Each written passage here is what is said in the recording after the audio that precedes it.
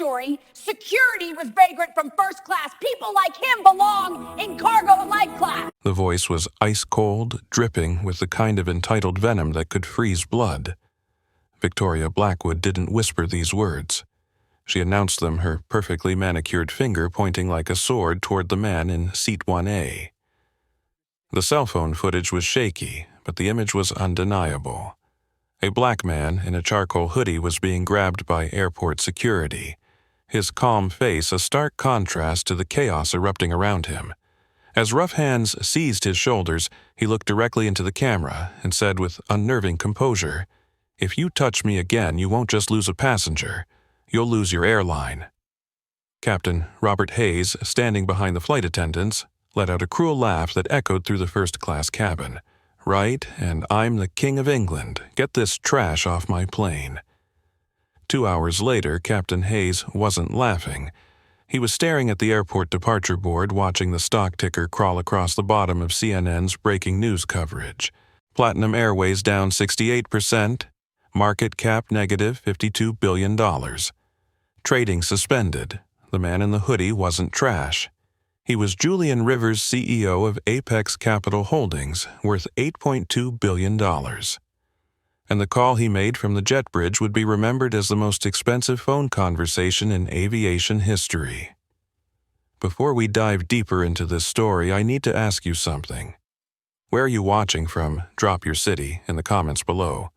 Have you ever been judged by how you dress, by the color of your skin, by assumptions people make before you even speak? If you have, this story is for you. If you haven't, this story is still for you because it's about what happens when dignity meets power, and power chooses justice. Hit that subscribe button right now because what you're about to witness will change how you see power forever. Let's rewind to 2:15 p.m. on a humid Thursday afternoon at Miami International Airport Terminal D. The air conditioning was struggling against the Florida heat and Gate A7 buzzed with the controlled chaos of an international departure. Flight 447 to London Heathrow was already 30 minutes delayed and passengers were getting restless.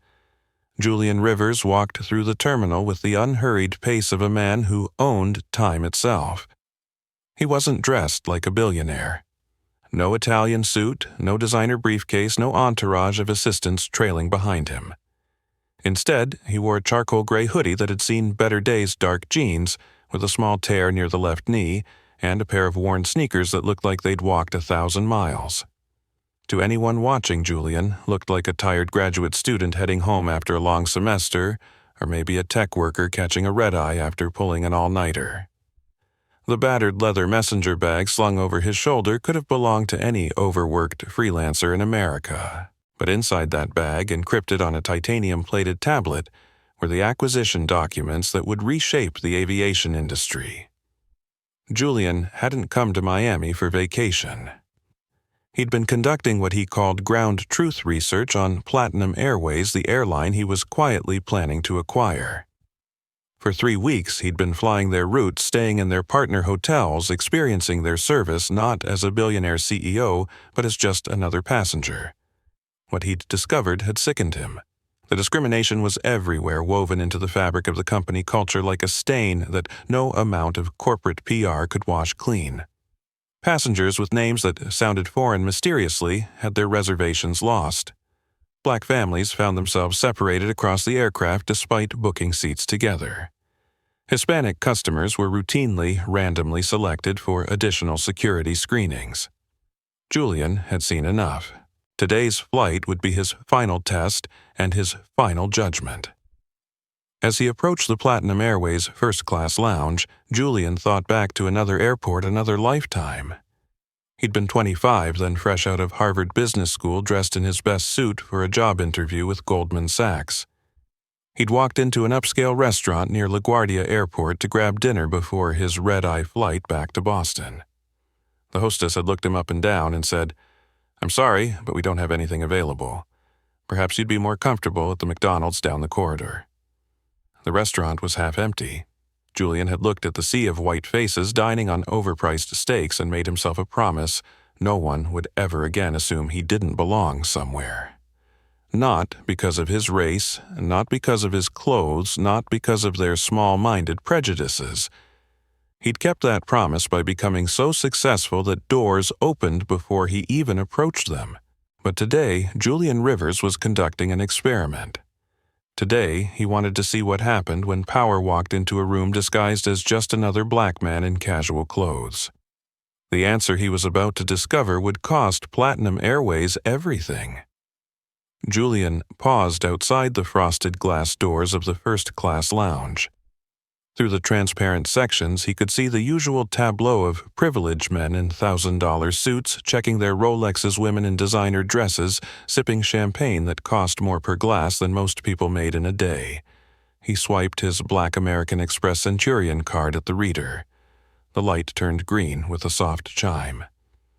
Julian pushed through the doors and stepped into what he already knew would be the last day of Victoria Blackwood's career. The Platinum Airways first-class lounge was a temple to understated luxury. Marble floors, polished to mirror perfection, stretched beneath crystal chandeliers that cast warm light across leather furniture that probably cost more than most people's cars.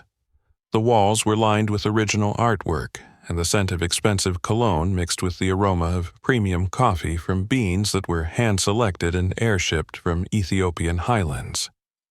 Julian entered this sanctuary of wealth and immediately felt the shift in atmosphere. Conversations didn't stop, but voices lowered. Eyes didn't stare openly, but peripheral vision tracked his movement across the room. It was the subtle choreography of bias performed by people who would swear under oath that they didn't have a prejudiced bone in their bodies. Julian chose a seat in the corner, deliberately picking a spot with clear sight lines to the entrance and the customer service desk. He pulled out his phone and opened what appeared to be a simple text messaging app. In reality, it was a secure communication platform that connected him directly to his executive team at Apex Capital Holdings. Phase 3 initiated, he typed to Isabella Torres, his chief legal officer. Recording commenced. The response came back instantly. Legal team standing by. Marcus has the acquisition papers ready for immediate execution. Julian slipped the phone back into his hoodie pocket and settled in to wait. He'd learned patience in the boardrooms of hostile takeovers where fortunes were won and lost on the ability to sit still and let your opponents reveal their true nature. He didn't have to wait long. Victoria Blackwood emerged from the administrative offices behind the customer service desk like a predator sensing prey. She was stunning in the way that privilege often was, perfectly assembled, expensively maintained, radiating the kind of confidence that came from never being told no by anyone who mattered. Her blonde hair was styled in a sophisticated bob that probably required weekly appointments at a salon where appointments started at $300. Her navy Armani blazer was tailored to perfection, complementing a black dress that managed to be both professional and deliberately provocative. Diamond earrings caught the light as she moved, and her Louboutin heels clicked against the marble floor with the rhythm of approaching judgment. Victoria was 38 years old, senior vice president of customer relations for Platinum Airways, and she had built her career on an understanding that customer service was really about customer selection. The right customers deserved excellence. The wrong customers deserved management. She'd earned her MBA from Wharton, done a stint in consulting with McKinsey, and climbed the corporate ladder by being ruthless with competitors and charming with superiors. Victoria Blackwood was very good at reading people, at understanding power dynamics, at knowing exactly how much disrespect she could get away with based on who was watching and who would care. Looking at Julian Rivers in his hoodie and sneakers sitting in her first-class lounge like he owned the place, Victoria made the calculation that would destroy her life. She approached his table with the smooth glide of a shark moving through familiar waters. Her smile was perfectly calibrated, not openly hostile but cold enough to make her position clear. "Excuse me," Victoria said, her voice carrying the musical quality of someone who'd taken elocution lessons to sand off any rough edges of her working-class Chicago childhood. "I believe you might be lost. The general departure gates are on the lower level." Julian looked up from his phone with mild curiosity, as if he was genuinely puzzled by the interruption. "I'm sorry, I'm not sure I understand. I'm waiting for flight 447 to London. Victoria's smile became more pronounced but somehow less warm. Flight 447 is a premium service. I think there might be some confusion about your ticketing. No confusion, Julian said quietly. I have a first-class seat. I see. Victoria's tone suggested she didn't see at all that, in fact, she saw through whatever game Julian thought he was playing. May I see your boarding pass? Julian reached into his hoodie pocket. Victoria actually took a half step back as if expecting him to pull out something dangerous, and produced a folded piece of paper. He handed it to her without ceremony. Victoria unfolded the boarding pass and scanned it with the intensity of a forensic investigator. Rivers Julian. Seat 1A, first class. The departure time, the flight number, the confirmation code, everything was correct and properly printed on official Platinum Airways stock. For just a moment, Victoria's perfect composure flickered. A tiny frown creased the space between her expertly sculpted eyebrows. Then her training kicked in and the smile returned with reinforced coldness. Well, this is unusual, she said loud enough for nearby passengers to hear. We've been having some issues with our computer systems lately. Fraudulent bookings, stolen miles, that sort of thing. You understand. Julian's expression didn't change, but something shifted behind his eyes. Fraudulent bookings. Oh, yes. Victoria continued, her confidence growing as she sensed what she believed was weakness. These people, she caught herself smiled wider, some people try to game the system. They use stolen credit cards, or they find ways to exploit promotional offers they're not entitled to. We have to be very careful about who we allow in our premium cabins. These people, Julian repeated, his voice still calm but carrying a new weight. Please continue that sentence. I'm very interested in your customer service philosophy. Something in his tone should have warned Victoria. A wiser person would have heard the danger lurking beneath Julian's quiet words, would have recognized the calm before a storm that could level mountains. Instead, Victoria doubled down. Look, she said, crossing her arms and shifting into what she thought was a position of authority. I don't know what little game you're playing, but this lounge is for legitimate first-class passengers. People who actually belong here. People who... She paused, looking Julian up and down with undisguised contempt. People who understand what first-class service means. And what does it mean, Julian asked. Victoria's smile turned predatory. Elegance is knowing your place, and yours isn't here. The lounge had gone quiet around them. Other passengers were no longer pretending to ignore the confrontation. Miguel Santos, a 34-year-old businessman in seat 2A, had his phone out and was discreetly recording. Elena Martinez, a 26-year-old travel blogger, had opened her laptop and started a live stream to her 50,000 followers. Julian looked at Victoria for a long moment, then reached into his messenger bag and pulled out his phone. He opened the secure messaging app and typed a single message to Marcus Webb, his head of acquisitions. Begin Phase 4. Authorization code Scorpion. Marcus's response was immediate. Understood. Initiating hostile takeover protocols. How far do you want to take this? Julian looked up at Victoria, who was still standing over him with her arms crossed and her chin raised in what she believed was triumph. He typed back, all the way. Then Julian looked directly at Victoria and spoke words that would echo through the aviation industry for years to come. Miss Blackwood, you're about to make the most expensive mistake in aviation history. But please continue. I'm recording this conversation, and I think my lawyers will find your customer service training manual very interesting. For the first time, doubt flickered across Victoria's perfect features. But she was too committed to the performance, too convinced of her own authority to recognize that she wasn't talking to just another passenger. She was talking to the man who was about to own her airline. 20 minutes later, the boarding announcement for Flight 447 crackled through the lounge speakers. Victoria had returned to her office, but not before making it clear to Julian that his little performance hadn't impressed her and that she'd be keeping an eye on the situation. Julian gathered his belongings and walked towards Gate A7 with the unhurried pace of a man who knew that time was working in his favor.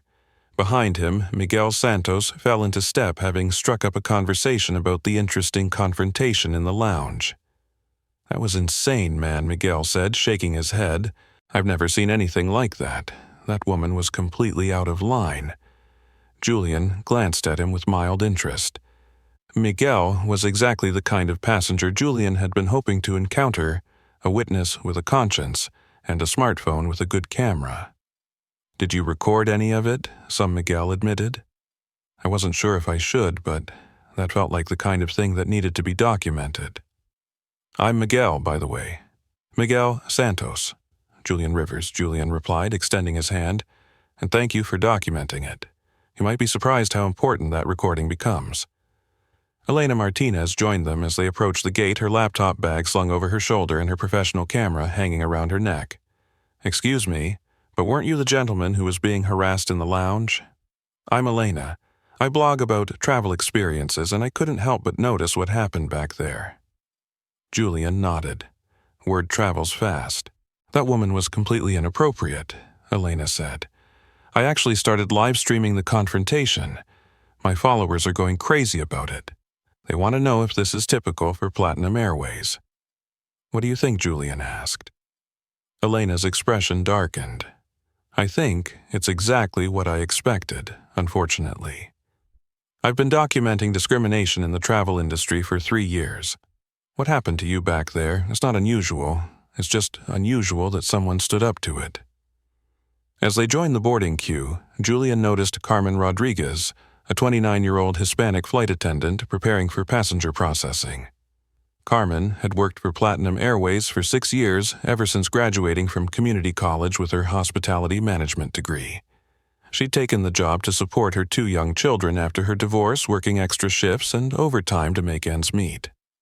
Carmen had seen what happened in the lounge. She'd been delivering meal service updates to the gate agents when she'd watched Victoria's confrontation with Julian through the glass partition. It had made her sick to her stomach, but speaking up wasn't an option for someone in her position. Not if she wanted to keep her job. Julian handed his boarding pass to Carmen with a friendly smile. Good afternoon. Carmen scanned the pass and her eyes widened slightly. Seat 1A, the same seat that had caused all the commotion. Welcome aboard, Mr. Rivers. Enjoy your flight. I plan to, Julian said quietly. By the way, my name is Julian. You don't need to call me Mr. Rivers. Carmen's smile became more genuine. Thank you. That's very kind. Julian boarded the Boeing 777-300 and turned left into the first-class cabin. The space was opulent, even by luxury airline standards. Each seat was more like a private pod with cream-colored leather-polished wood trim and personal entertainment systems with 24-inch screens. The cabin could accommodate only 12 passengers each, paying between $12,000 and $18,000 for the privilege. Julian found seat 1A and stowed his battered messenger bag in the overhead compartment. The juxtaposition was intentional and striking. The most expensive seat on the plane occupied by a man whose entire outfit probably cost less than the bottle of champagne the flight attendants were preparing to serve. He settled into the leather seat and pulled out his phone to check messages. Marcus had sent an update. Legal team has identified 17 separate instances of discriminatory practices in Platinum Airways training materials. Isabella says we have grounds for both federal civil rights violations and breach of public accommodation laws. Julian was typing a response when a loud voice interrupted his thoughts. Excuse me, but I think you're in my seat. Julian looked up to see a man who appeared to have been manufactured in a factory specifically designed to produce entitled assholes. Brandon Mitchell was 35 years old, 6 feet tall, and possessed the kind of aggressive confidence that came from never having been told no by anyone who couldn't be fired or sued.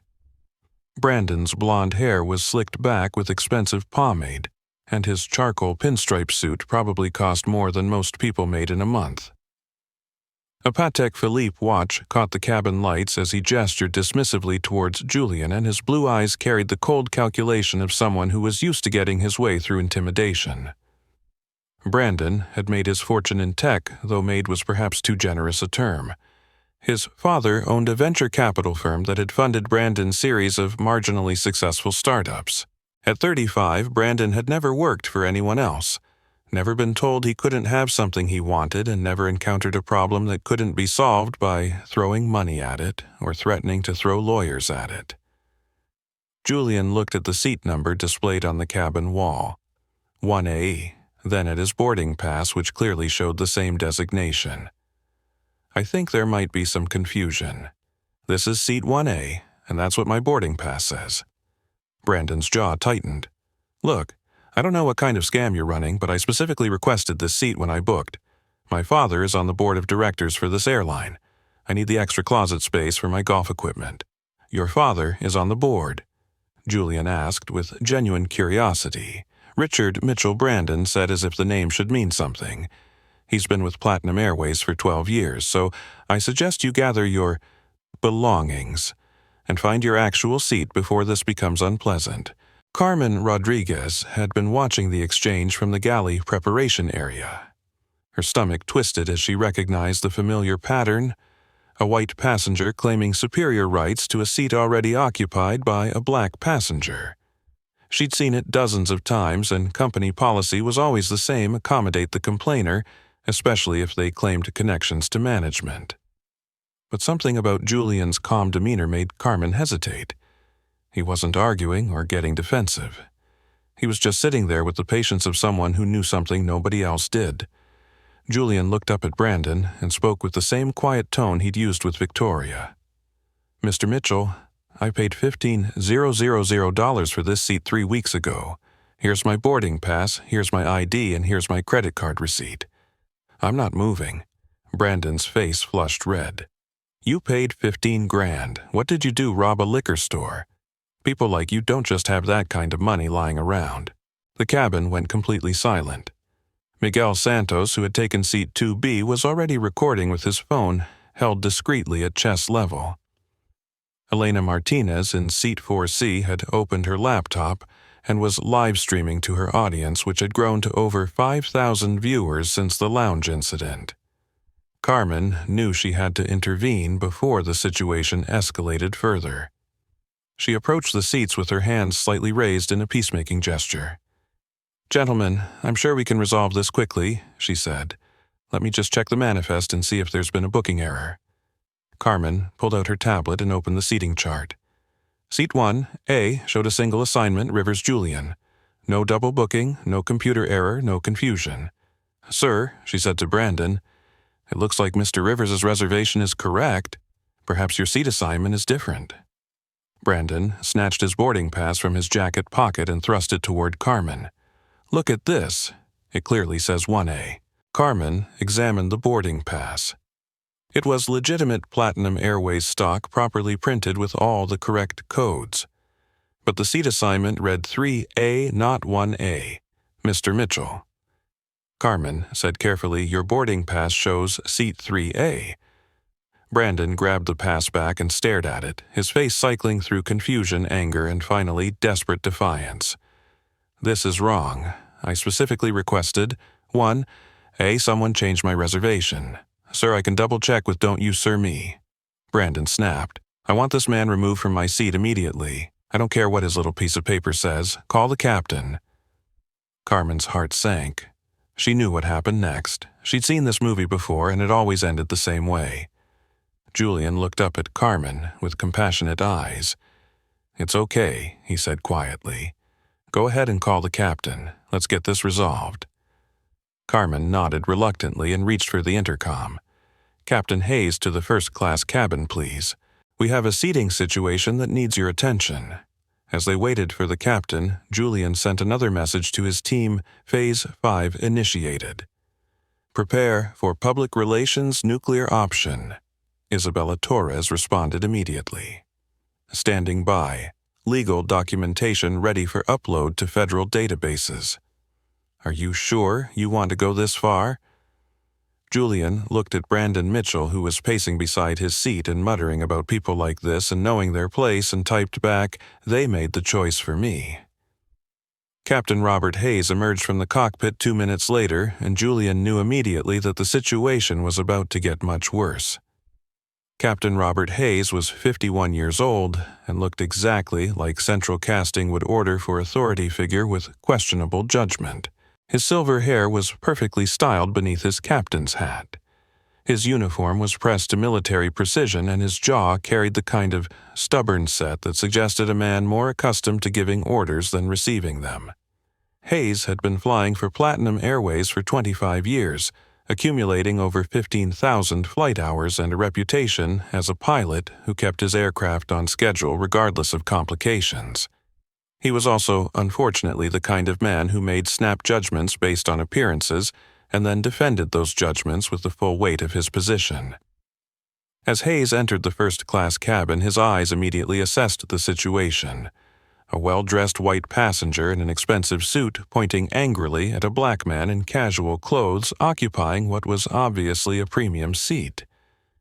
The calculation in Hayes's mind took exactly 1.7 seconds. "What seems to be the problem here?" Hayes asked, though his tone suggested he'd already decided who was causing the problem. Brandon immediately launched into his complaint. "Captain, this individual is in my seat. I'm Brandon Mitchell. My father, Richard, serves on your board of directors. I specifically requested Seat 1A for the extra closet space, and I've been flying Platinum Airways for 15 years. This is completely unacceptable." Hayes nodded sympathetically, then turned to Julian with the kind of expression usually reserved for dealing with unruly children. "Sir, I understand there's been some confusion about seating. We have economy seats available that would be more appropriate for your ticket class." Julian remained seated, his posture relaxed but his voice carrying a new edge. "Captain Hayes, I suggest you verify the booking manifest very carefully before making assumptions about my ticket class." "I don't need to verify anything," Hayes replied curtly. "Mr. Mitchell is a Platinum Legacy member whose family has a significant investment in this airline.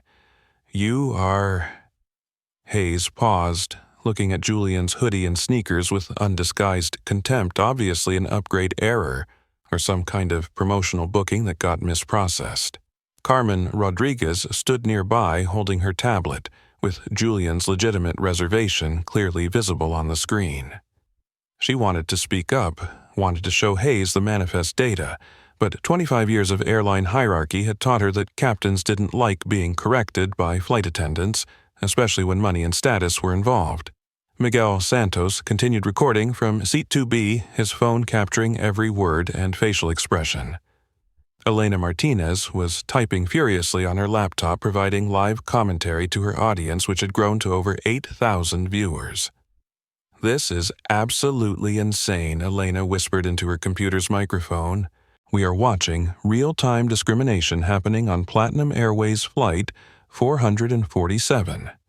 The captain is literally assuming this black passenger doesn't belong in first class despite having a valid ticket."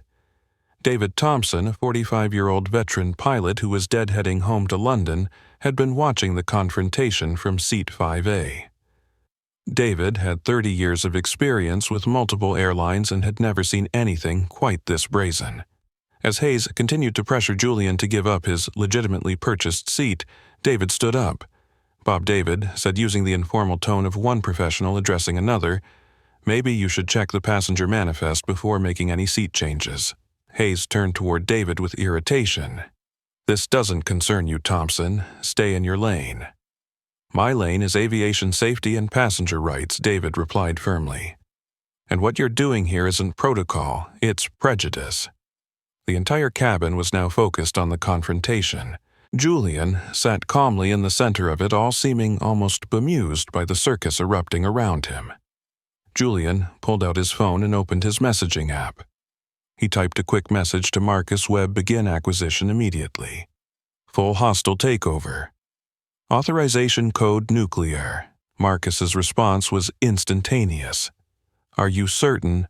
Once we trigger this, there's no going back."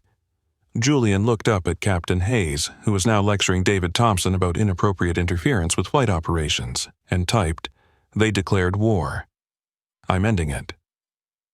Then Julian stood up slowly, his movement causing the entire cabin to fall silent. When he spoke, his voice carried a quiet authority that cut through all the posturing and bluster. "Captain Hayes, Julian said you have exactly 30 seconds to check your passenger manifest and verify my reservation, or you're going to be responsible for the most expensive mistake in aviation history." Hayes laughed, actually laughed, at what he perceived as an empty threat. "And what exactly are you going to do, Sue? Report us to the Better Business Bureau, young man. I've been dealing with difficult passengers longer than you've been alive." "I'm not going to sue you," Captain Julian replied quietly. "I'm going to buy you." Something in Julian's tone should have warned Hayes. The absolute calm confidence, the lack of bluster or emotion, the way he spoke about purchasing an airline like someone else might talk about buying a cup of coffee. But Hayes was too committed to his assessment, too convinced of his own authority to recognize the danger. "Right," Hayes said sarcastically. "And I'm the King of England, mister." He paused, realizing he didn't actually know Julian's name. Rivers Julian supplied helpfully. Julian Rivers. Hayes continued as if Julian hadn't spoken. "Mr. Rivers, I'm giving you a direct order to vacate this seat and take your assigned economy seat, or I will have you removed from this aircraft. This is your only warning." Carmen Rodriguez finally found her voice. "Captain, Sir Mr. Rivers's reservation is legitimate. His boarding pass shows seat 1A, and the manifest confirms Miss Rodriguez Hayes cut her off sharply. I don't recall asking for your input. Return to your duties." Carmen's face flushed with embarrassment and anger, but she stepped back. In that moment, she made a decision that would change the trajectory of her career. She activated her personal phone's recording function and slipped it into her apron pocket. Julian looked around the cabin at the faces staring back at him. Miguel with his phone recording. Elena typing furiously on her laptop. David Thompson standing in solidarity. Carmen trying to do her job despite being silenced by her captain. Brandon Mitchell smirking with anticipated victory. Captain Hayes Julian said one final time some errors cost more than others. "Are you absolutely certain you want to make this one?" Hayes stepped closer, using his height and authority as intimidation tactics. "I'm certain that you're going to follow my instructions, or you're going to be removed from this aircraft by security. The choice is yours." Julian reached into his hoodie pocket and pulled out his phone. He speed-dialed a number and waited for the connection. When the call was answered, he spoke clearly enough for the entire cabin to hear Isabella execute Scorpion Protocol immediately. "I want every share of Platinum Airways debt purchased within the next hour. Call their credit lines due. Trigger the hostile takeover. Complete acquisition by end of business today." The woman's voice on the other end was crisp and professional, understood Julian. "Initiating full corporate acquisition. Estimated cost $8.7 billion. Should I prepare termination paperwork for specific personnel?"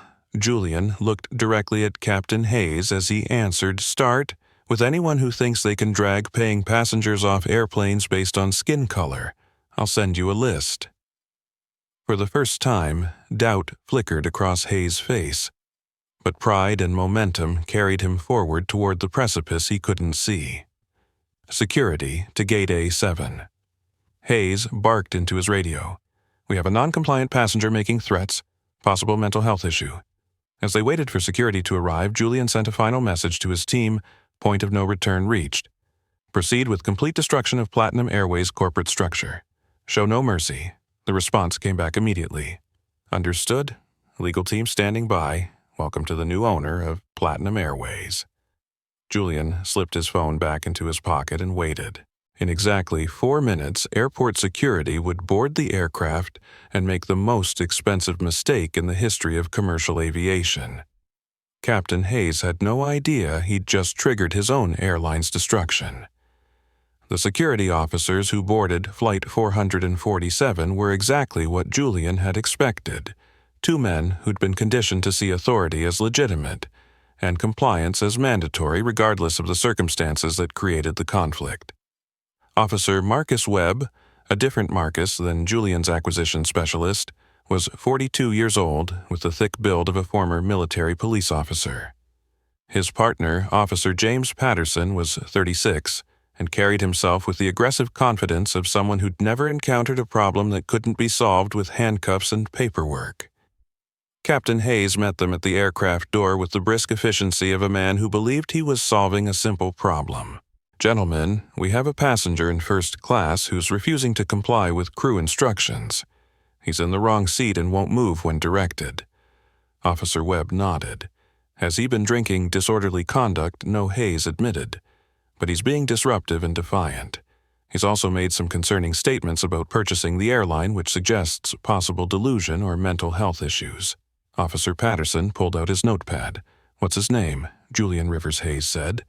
"Black male, mid-30s, dressed in—" Hayes paused, looking for the most dismissive description possible. "Street clothes. Hoodie and jeans." As the officers approached the first-class cabin, Victoria Blackwood materialized beside them like a perfectly dressed vulture sensing carrion. She'd been monitoring the situation from the jet bridge, and her arrival meant this confrontation was about to escalate beyond anything the passengers had yet witnessed. Victoria had changed clothes since the lounge incident.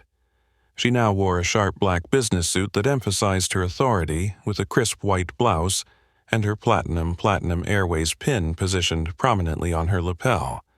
Her hair was pulled back in a severe bun that made her look like a judge pronouncing sentence.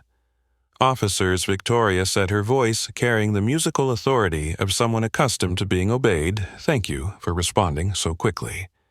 We have a situation with an individual who's attempting to fraudulently occupy premium seating." Julian looked up at the approaching tribunal, 2 security officers, a captain, and a senior corporate executive, and felt the familiar calm that came over him in moments of extreme conflict. This was the moment he'd been preparing for since he was 25 years old and sleeping in his car outside that Atlanta hotel. "Mr. Rivers," Officer Webb said, consulting his notepad, "we need you to comply with the flight crew's instructions and move to your assigned seat." "I'm in my assigned seat," Julian replied evenly. "Seat 1A, as shown on my boarding pass and confirmed by the flight manifest." Victoria stepped forward with her most patronizing smile. "Mr. Rivers, we've discussed this. That boarding pass was issued in error. We've had significant problems with our computer systems, and fraudulent bookings have been a major issue." "Fraudulent bookings?" Julian repeated, his voice carrying a dangerous quiet. "Yes," Victoria continued, her confidence growing as she sensed what she believed was weakness. "People use stolen credit cards, or they exploit promotional loopholes they're not entitled to access. We have sophisticated detection systems, and your booking has several red flags." Elena Martinez, still live streaming from Seat 4C, whispered into her laptop microphone, "This is absolutely incredible. They're now claiming his ticket is fraudulent without any evidence whatsoever. My viewer count is up to 12,000 people watching this discrimination happen in real time. Miguel Santos had switched from discreet recording to openly filming." "This is insane," he said, not bothering to whisper. "They're about to arrest a man for sitting in a seat he paid for." Officer Patterson turned toward Miguel. "Sir, please put your phone away and remain in your seat." "This is a public space and I have every right to record," Miguel replied firmly. "This man is being discriminated against and the world needs to see it." David Thompson stood up again from Seat 5A. "Officers, I'm a commercial pilot with 30 years of experience. What's happening here is not standard protocol. This passenger has valid documentation and you're about to make a very serious mistake." "Sir, sit down or you'll be removed as well," Officer Webb warned. Victoria's smile became predatory as she sensed the authority balance shifting in her favor. "Mr. Rivers, you've caused enough disruption. I'm prepared to offer you a full refund of whatever you paid for that fraudulent ticket, plus a voucher for a future flight in the cabin class you're actually entitled to." This is more than generous considering the circumstances. Julian looked at Victoria for a long moment, then slowly reached into his messenger bag. Every officer tensed, hands moving instinctively toward their equipment until Julian produced a slim tablet computer. "Miss Blackwood," Julian said quietly, "before we go any further, I want to make sure you understand exactly what you're doing. Are you absolutely certain you want to accuse me of fraud? Are you completely sure you want to have me arrested for occupying a seat I legally purchased?" "Absolutely certain," Victoria replied. "You don't belong in first class. People like you," she paused, her mask slipping slightly, "people who dress like you, who look like you, who act like you. This isn't your world. This is a premium service for premium customers." The cabin went completely silent. Miguel's camera captured every word. Elena's livestream audience had grown to over 15,000 viewers. Carmen Rodriguez, still recording with her hidden phone, felt sick to her stomach. Julian powered on his tablet and opened a secure application. His fingers moved across the screen with practiced efficiency, pulling up documents that had been prepared weeks in advance. Officers, Julian said, his voice carrying a new authority, before you make arrests, I strongly suggest you verify a few things. First, call your supervisor and run a background check on Julian Rivers, CEO of Apex Capital Holdings. Second, contact the Federal Aviation Administration and ask about pending investigations into discriminatory practices by Platinum Airways. Third, call the Securities and Exchange Commission and ask about hostile takeover filings submitted approximately. Julian checked his watch 12 minutes ago. Victoria laughed, but the sound was forced and brittle. This is ridiculous. You're delusional if you think, Fourth Julian continued, his voice cutting through Victoria's protests. I want you to call Platinum Airways Board of Directors and ask them to confirm the current status of their corporate debt structure. Officer Webb was starting to look uncomfortable. Sir, are you saying you're some kind of CEO? Julian turned his tablet around, showing the screen to the officers. It displayed the official website for Apex Capital Holdings, with the Julian's professional headshot and biography prominently featured. Below that was a real-time news feed showing breaking financial news, breaking Apex Capital Holdings files for hostile takeover of Platinum Airways. Stock trading halted pending investigation. Developing Platinum Airways faces federal discrimination complaints. Anonymous passengers report widespread bias. Market alert, Platinum Airways debt structure under attack. Credit lines called due. Officer Patterson stared at the screen, then at Julian, then back at the screen. Are you actually? My net worth, Julian said conversationally, is approximately $8.2 billion. The seat I'm sitting in cost me $15,000, which represents roughly 0.000018% of my total assets. By comparison, that would be equivalent to a person earning $50,000 per year, spending about 9 cents. Victoria's face had gone pale, but she was too committed to her course to stop. Anyone can fake a website. Anyone can. Julian's phone rang. He answered it on speaker. Julian, came the crisp voice of Isabella Torres. Acquisition is proceeding ahead of schedule. We now control 67% of Platinum Airways' debt structure. Their credit rating has been downgraded to junk status. Stock price is in free fall. Should I proceed with Phase 7? What's Phase 7? Julian asked calmly, though he obviously knew the answer. Complete corporate dissolution. We liquidate all assets, terminate all personnel, and restructure the company under new management. Estimated time to completion, 4 hours. Julian looked at Victoria, whose perfect composure was finally cracking. Not yet, Isabella. I want to give these nice people one final opportunity to reconsider their position. Understood. Standing by. Julian ended the call and looked at Officer Webb. Officer, you have a choice to make. You can arrest me for sitting in a seat I legally purchased, or you can arrest the people who are attempting to have me removed based solely on my race and clothing. One of those actions is legal and justified. The other will result in federal civil rights charges and the end of several careers. Officer Webb looked at his partner, then at Victoria, then at Captain Hayes. For the first time since boarding the aircraft, he seemed to realize that this situation was far more complicated than a simple seat dispute. Ma'am, Officer Webb said to Victoria, do you have evidence that this passenger's ticket is fraudulent? Victoria's mouth opened and closed without sound. She'd spent so much energy building her case on assumptions and prejudices that she'd never bothered to actually verify whether Julian's documentation was legitimate. Carmen Rodriguez stepped forward from the galley. Officers, I checked Mr. Rivers' reservation myself. His boarding pass is authentic, his seat assignment is correct, and his ticket was purchased with a valid credit card 3 weeks ago. There's no fraud, no computer error, and no legitimate reason to remove him. Captain Hayes turned on Carmen with fury. Miss Rodriguez, you are out of line.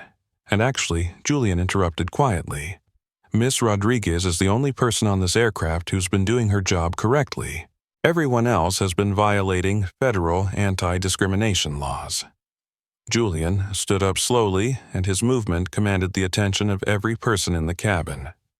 When he spoke, his words carried the weight of someone who'd spent 15 years building the power to ensure this moment would never happen to anyone again.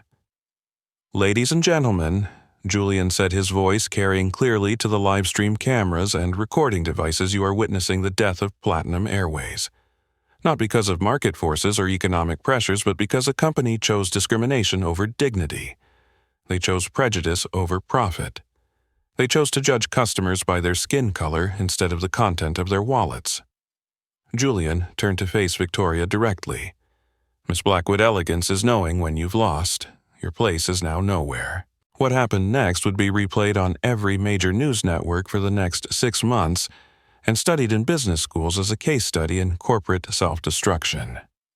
Despite the mounting evidence that Julian Rivers was exactly who he claimed to be, despite the real-time news feeds showing Apex Capital Holdings' hostile takeover of Platinum Airways, despite the clear documentation of his legitimate ticket purchase, Captain Hayes made the decision that would be remembered as the most expensive mistake in aviation history. "I don't care if he's the President of the United States," Hayes declared. "He's disrupting my flight. He's made threats against this airline and he's refusing to comply with crew instructions.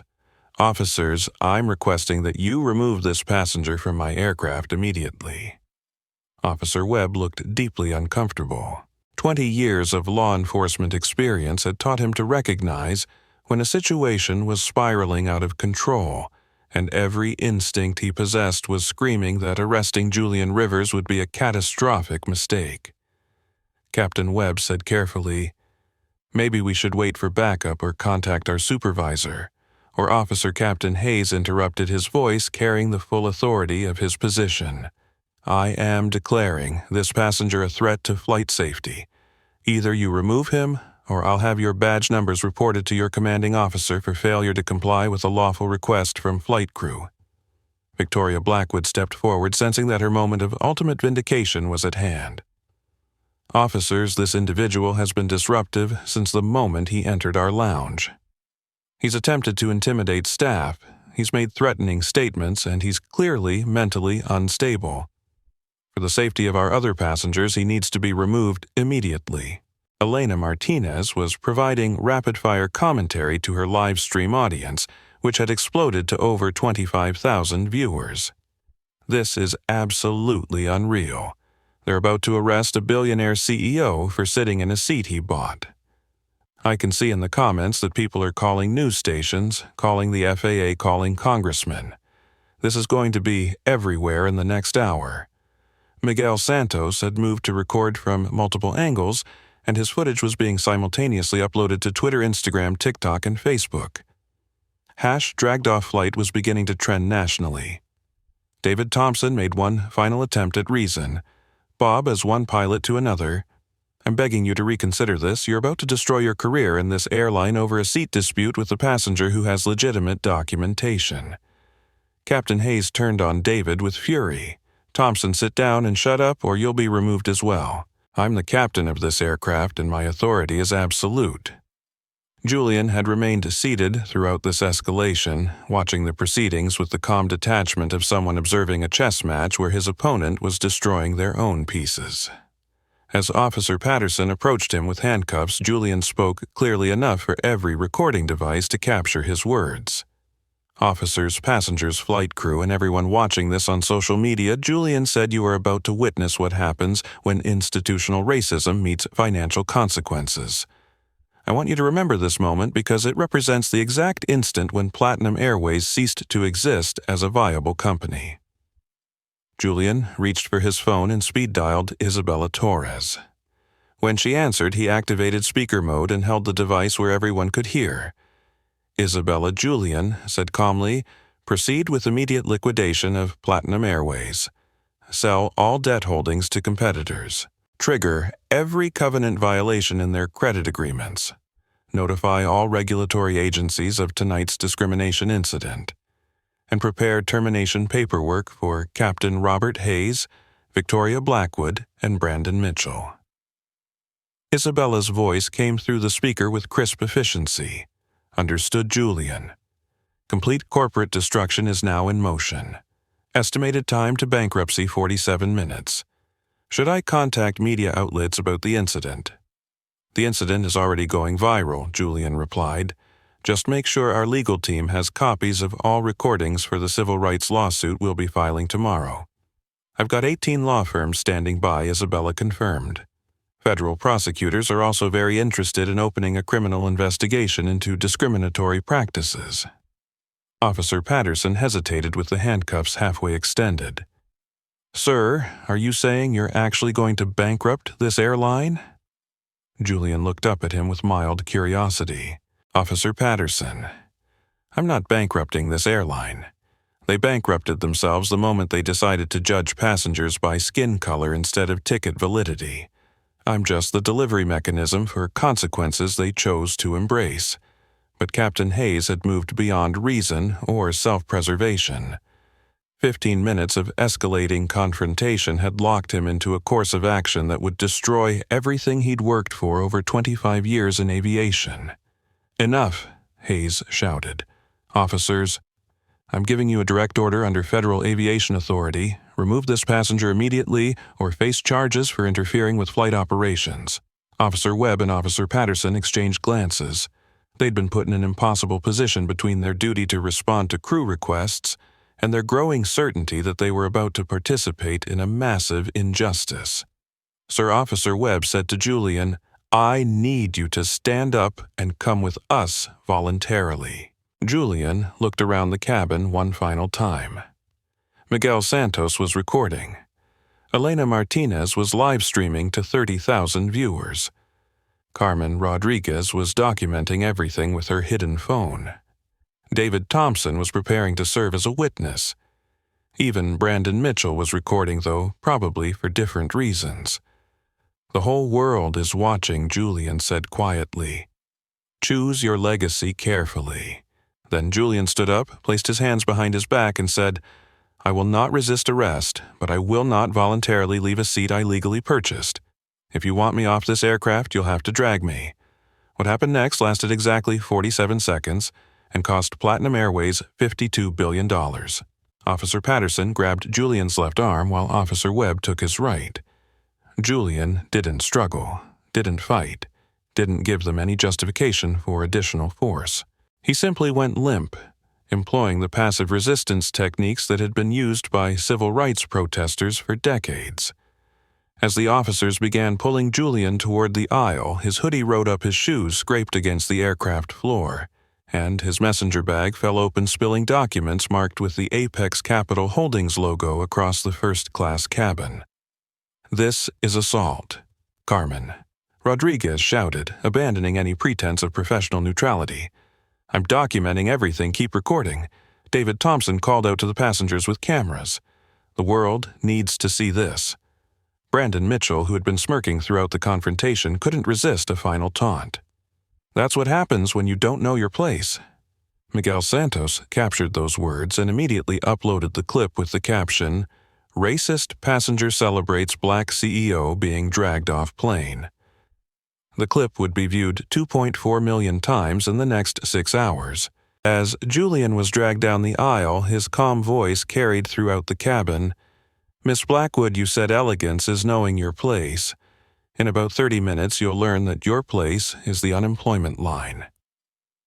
Victoria Blackwood watched Julian being removed from her aircraft with a smile of vindicated satisfaction. She had no idea she was witnessing the final moments of her career. The officers dragged Julian through the aircraft door and onto the jet bridge where he was immediately surrounded by gate agents, ground crew, and passengers from other flights who were recording with their phones.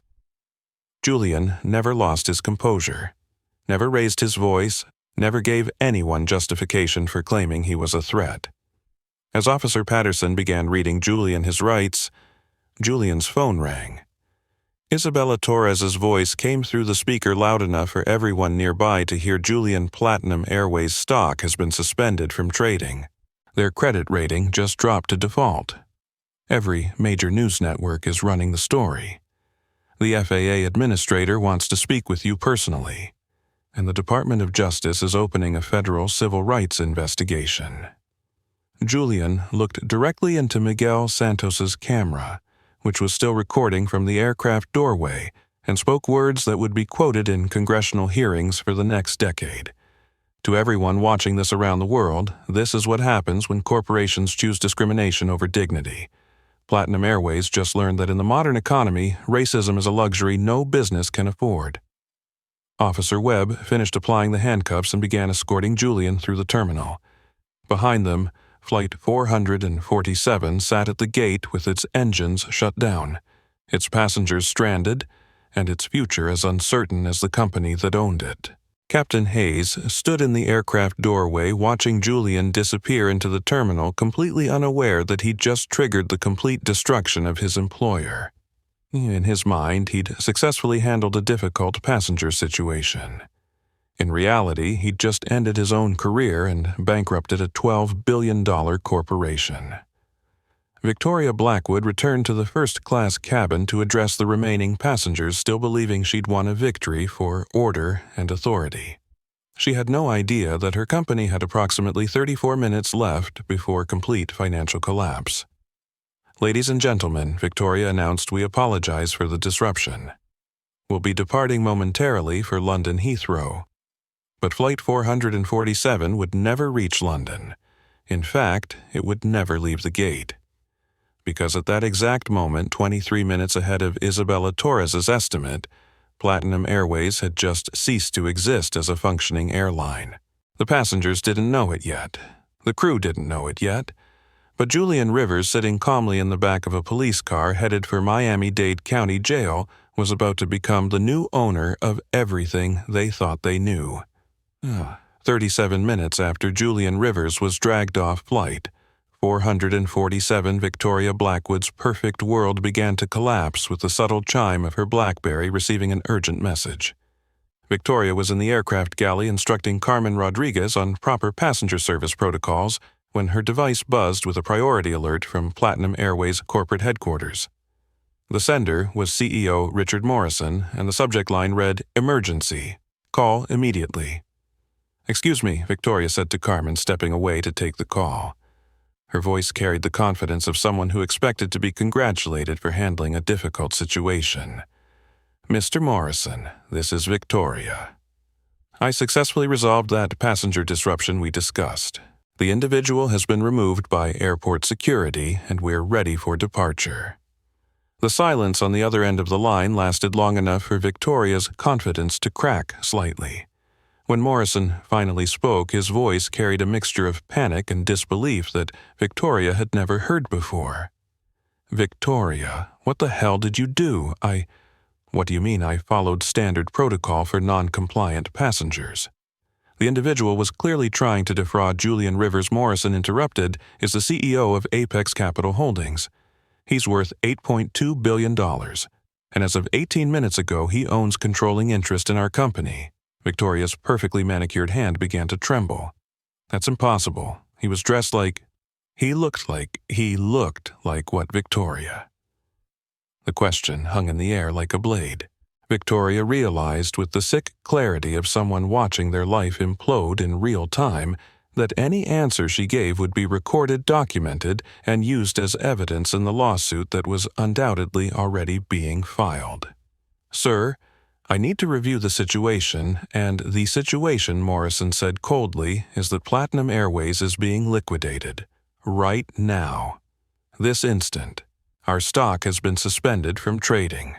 Our credit lines have been called due. Our aircraft leasing agreements are being terminated. Julian Rivers just bought our debt structure, and he's dismantling this company piece by piece." Victoria's legs gave out. She slumped against the galley counter, her face losing all color. That can't be legal. There have to be regulations, procedures. There are procedures, Morrison confirmed, and Rivers followed all of them. Perfectly, legally, while you were having him arrested for sitting in a seat he bought. Through the aircraft windows, Victoria could see news vans pulling up to the terminal. Camera crews were setting up equipment on the tarmac. The story was already spreading beyond social media into mainstream news coverage. Morrison continued, CNN is running the story as breaking news. The FAA administrator is demanding answers. The Department of Justice is opening a civil rights investigation. And Rivers has 18 law firms preparing federal discrimination lawsuits against the company and individual employees involved in tonight's incident. Individual employees. Victoria's voice was barely a whisper. You're fired, Victoria. Effective immediately. Security will escort you from the aircraft. Don't go home. Don't contact your office. Don't speak to any media. Get a lawyer, a very good lawyer. The line went dead. Victoria stood in the galley, holding her silent phone, trying to process the complete destruction of everything she'd worked to build over 15 years in the aviation industry. Behind her, Carmen Rodriguez had been listening to every word. Miss Blackwood Carmen said quietly, "Airport security is here to escort you off the aircraft." Victoria turned to see two uniformed officers, not the same ones who'd arrested Julian, standing at the entrance to the first-class cabin. Their expressions were professionally neutral, but their body language suggested they'd already been briefed on the situation. "Ma'am, the lead officer said we need you to gather your personal items and come with us." As Victoria walked down the jet bridge for the final time as a Platinum Airways employee, her phone buzzed with notifications. Text messages, emails, missed calls, all from colleagues, friends, and industry contacts who'd seen the news coverage and were scrambling to distance themselves from the scandal. One text message from her former assistant contained a link to Twitter. Victoria opened it and immediately wished she hadn't. The hashtag #VictoriaBlackwood was trending nationally. Her professional headshot, pulled from the Platinum Airways corporate website, was being shared alongside video clips of her confronting Julian in the airport lounge. The comments were brutal, calling for criminal charges, civil rights investigations, and industry blacklisting. But worse than the public humiliation was the growing realization that she'd destroyed not just her own career, but the livelihoods of thousands of innocent employees who would lose their jobs when Platinum Airways was liquidated. Meanwhile, aboard Flight 447, Captain Hayes was receiving his own devastating phone call from the Flight Operations Center. Bob came the voice of Chief Pilot William Torres. "You need to shut down your engines and return to the gate immediately. Bill, we're finally ready for pushback. We've resolved the passenger situation, and the passenger situation has bankrupted the airline, Bob. Platinum Airways is being liquidated as we speak. All flight operations are suspended immediately." Hayes felt the blood drain from his face. "What are you talking about? The passenger you had arrested owns our company now." "Julian Rivers? You dragged a billionaire CEO off an aircraft for sitting in a seat he legally purchased. The story is on every news channel in the country." Hayes looked out at the terminal, and for the first time noticed the media presence that had materialized while he'd been focused on his confrontation with Julian. News vans, camera crews, reporters with microphones. The story had exploded beyond anything he'd imagined possible. "Bill, there has to be some mistake. The guy was dressed like a college student. He didn't look like any CEO I've ever seen." "What exactly is a CEO supposed to look like, Bob?" The question hit Hayes like a physical blow. For the first time in 25 years of flying, he was forced to confront the unconscious biases that had guided his decision-making throughout his career. "My pilot's license," Hayes said quietly. "How long do I have? The FAA administrator wants to review the incident personally. Your license is suspended pending investigation. Bob, you need to get a lawyer. This is going to be big." As Hayes ended the call, he became aware that the first-class cabin had gone completely silent. Every passenger was staring at him with expressions ranging from disgust to pity. The live streams and recordings had captured every moment of the confrontation, and now the passengers realized they'd witnessed the complete self-destruction of an airline. Miguel Santos stood up from seat 2B, his phone still recording. "Captain, do you have any comment on the fact that you just arrested your new boss for sitting in a seat he owned?" Hayes had no answer. For the first time in his career, he was completely speechless. Elena Martinez continued her live-stream commentary. "Ladies and gentlemen, we are witnessing history. Platinum Airways has just been destroyed by a single act of discrimination. The stock price has collapsed, the company is being liquidated, and the passengers on this aircraft may be among the last people ever to fly on this airline." David Thompson, the off-duty pilot who'd tried to intervene, shook his head sadly.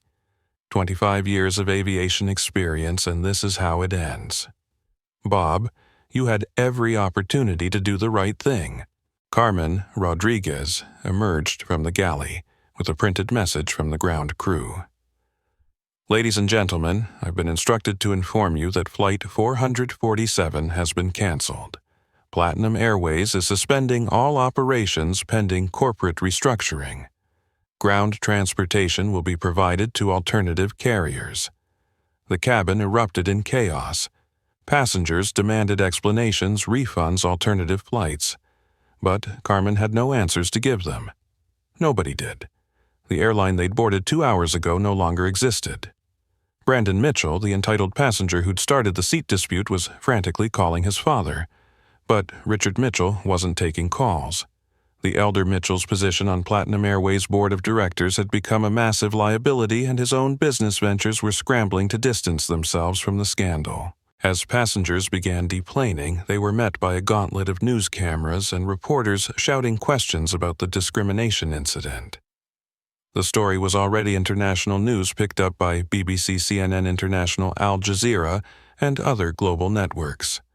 But the most important moment was happening 26 miles away in a small holding cell at Miami-Dade County Jail, where Julian Rivers was sitting calmly on a metal bench reviewing legal documents on his tablet while waiting for his attorney to arrive. The corrections officer approached his cell with confusion evident on his face. "Mr. Rivers, there are 17 lawyers here to see you.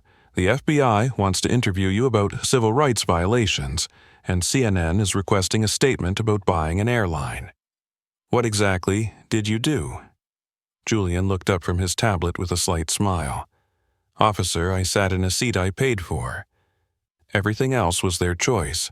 Outside the jail, Isabella Torres was conducting an impromptu press conference with the largest media gathering Miami had seen since the last hurricane. The story had legs, and it was running toward a conclusion that would reshape the entire aviation industry. "Ladies and gentlemen," Isabella announced, "Mr. Rivers will be released shortly. Apex Capital Holdings has completed its acquisition of Platinum Airways. The company will be restructured under new management with a zero-tolerance policy for discrimination. Mr. Rivers looks forward to building an airline where dignity is not negotiable." As she spoke, the final Platinum Airways flight landed at LAX. After 47 years of operation, the airline that had been destroyed by its own prejudice had officially flown its last mile. Julian Rivers walked out of Miami-Dade County Jail at 11:47 p.m. to face the largest media presence the facility had ever seen. Portable lights blazed like artificial daylight, transforming the parking lot into an impromptu television studio. Reporters from every major network jockeyed for position as Julian emerged from the building, still wearing his charcoal hoodie and jeans, flanked by Isabella Torres and Marcus Webb. Julian had refused the offer of fresh clothes from his assistants. The symbolic power of walking out in the same outfit that had triggered Platinum Airways' destruction was too important to abandon for the sake of appearing presidential. Mr. Rivers shouted a CNN correspondent. "How does it feel to buy an airline from a jail cell?" Julian paused at the microphone setup his team had arranged. When he spoke, his voice carried the same calm authority that had unsettled Captain Hayes and Victoria Blackwood. Today's events weren't about buying an airline, Julian began. They were about the cost of discrimination in modern America. Platinum Airways didn't fail because of market forces or economic pressures. They failed because they chose prejudice over profit bias over basic human dignity. A Reuters journalist raised her hand. "Mr. Rivers, you spent $8.7 billion to acquire an airline because you were discriminated against. Some critics are calling this an extreme response to what was essentially a customer service dispute." Julian's expression didn't change, but his words carried the weight of 15 years of building power specifically for this moment. "Customer service dispute," Julian repeated. "Let me be very clear about what happened tonight." A paying passenger was dragged off an aircraft by police, because airline employees decided that a black man in casual clothes couldn't possibly belong in first class. This wasn't a misunderstanding. This wasn't a computer error. This was institutional racism in action. Julian gestured toward the jail behind him. I was arrested for sitting in a seat I legally purchased. The officers who arrested me, the captain who ordered my removal, and the executives who authorized my dragging, none of them bothered to verify whether I belonged in that seat. They made assumptions based on how I looked, and those assumptions just cost them everything. An NBC reporter pressed further, but $8.7 billion seems disproportionate to what Julian cut him off. To the decades of passengers who've been quietly discriminated against with no recourse, to the employees who've been passed over for promotion because of their race, to the customers who've been treated as suspicious simply because of their skin color, Julian pulled out his tablet and displayed financial charts showing Platinum Airways' treatment of minority passengers. Our preliminary investigation has identified over 200 documented cases of discriminatory treatment in the past 18 months alone. Passengers moved from first class to economy without explanation. Families separated despite booking adjacent seats. Security screenings that disproportionately targeted travelers with Hispanic or Middle Eastern names. Isabella Torres stepped to the microphone. The $8.7 billion acquisition represents the most expensive consequence for discrimination in corporate history. But it's not punitive, it's corrective. We're not destroying Platinum Airways. We're rebuilding it into something better. A BBC correspondent asked, what specifically will change under new ownership? Julian smiled for the first time since emerging from jail. Everything. Starting tomorrow, the airline will be renamed Skyward Airlines. Every employee will undergo mandatory bias training. We're implementing real-time monitoring systems to track discriminatory incidents. Body cameras for all customer service staff. And zero tolerance for racism at any level. What about the employees who participated in tonight's incident? Asked a Fox News reporter. Julian's expression hardened. Victoria Blackwood, Robert Hayes, and Brandon Mitchell have been terminated. Their actions tonight violated federal civil rights laws, company policy, and basic human decency. They will face both civil and criminal consequences for their choices. Meanwhile, in her downtown Miami condominium, Victoria Blackwood sat in her $3,000 designer dress watching her career implode on live television.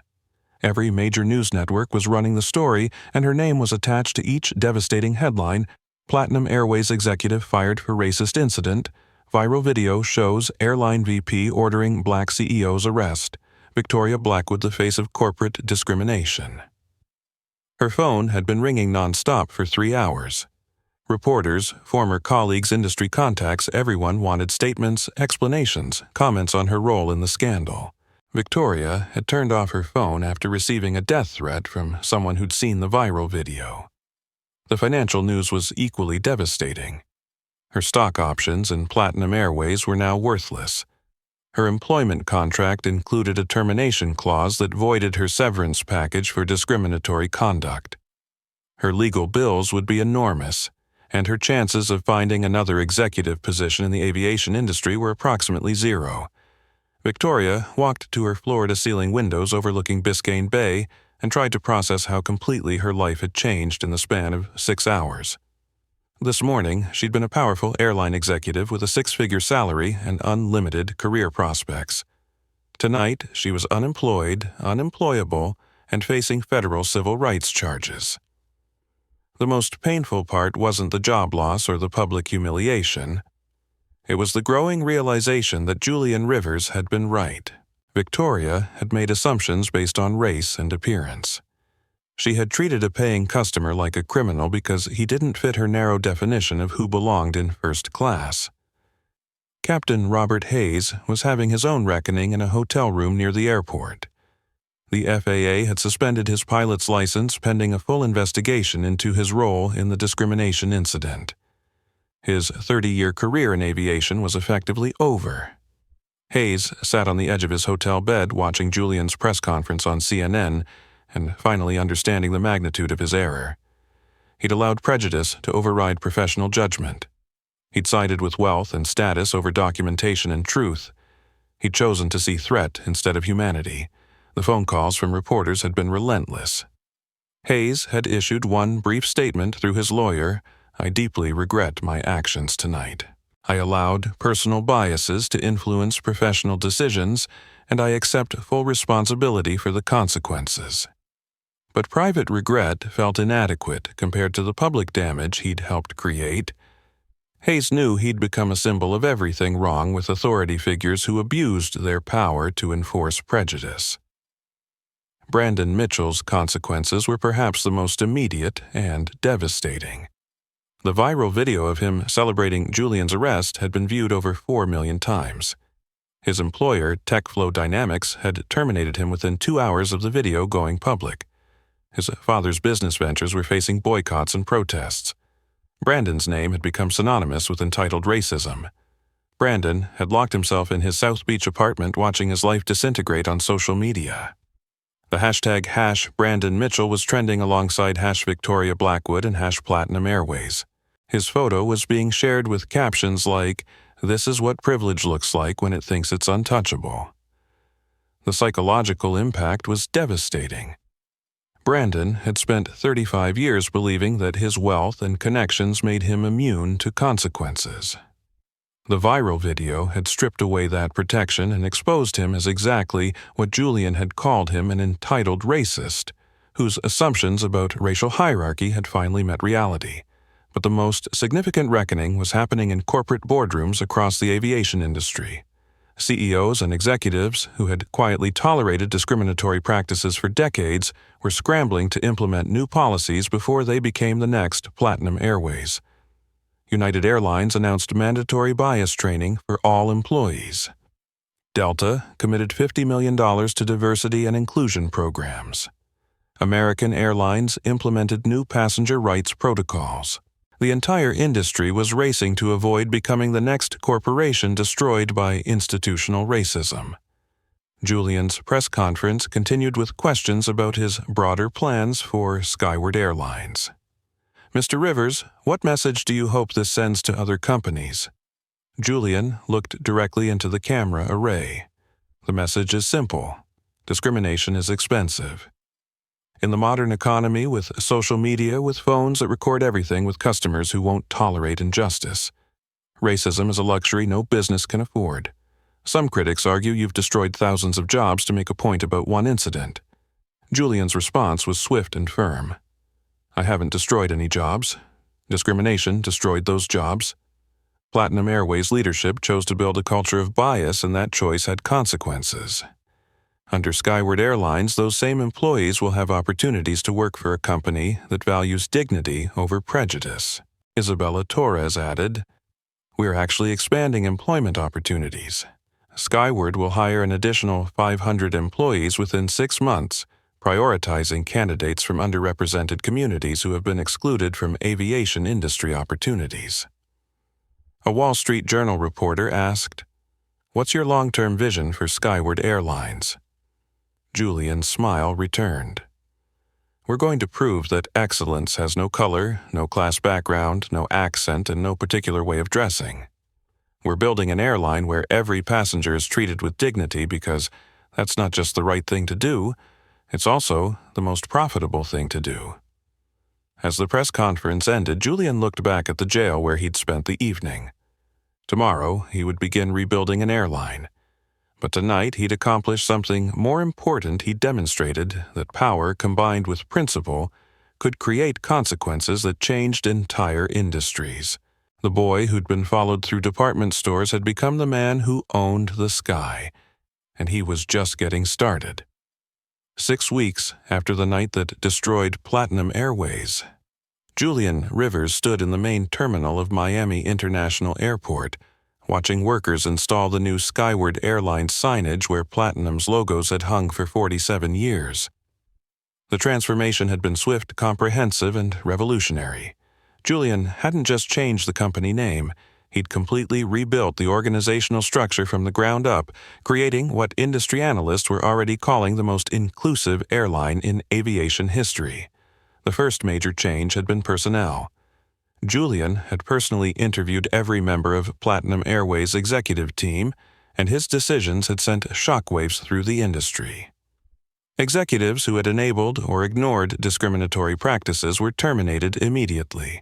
Middle management who had implemented biased policies were reassigned to entry-level positions, with opportunities to earn their way back through demonstrated commitment to equality. But Julian's most important hire had surprised everyone. Carmen Rodriguez was now Senior Vice President of Customer Experience, making her one of the highest-ranking Hispanic women in airline management. Carmen had been working in the Skyward Airlines corporate offices since the day after the incident, leading a complete overhaul of customer service protocols. Her first act had been implementing what she called Dignity First training, a comprehensive program that taught employees to see every passenger as deserving of respect, regardless of their appearance, accent, or apparent economic status.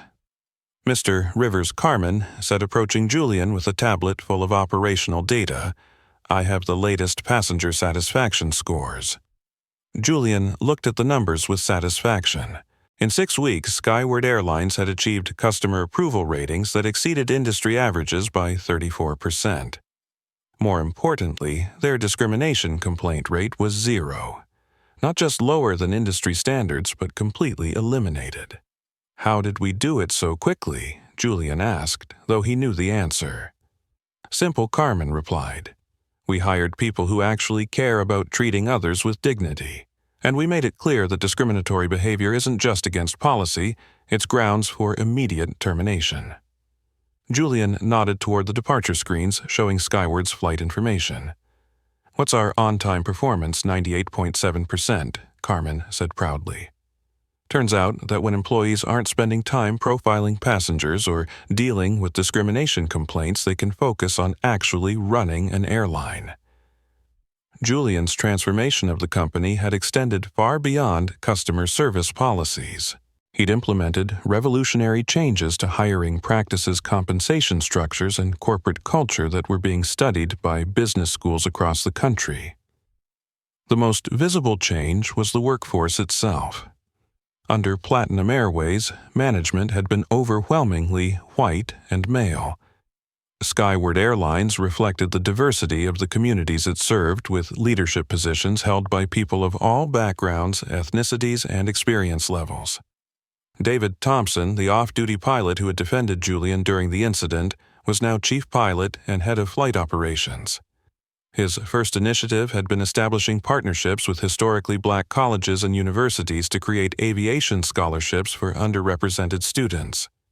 "We're not just changing who flies," David explained during a staff meeting.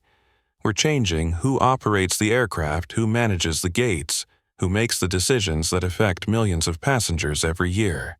Miguel Santos, the businessman who had recorded the discrimination incident, had left his corporate job to become Skyward's director of social media ethics.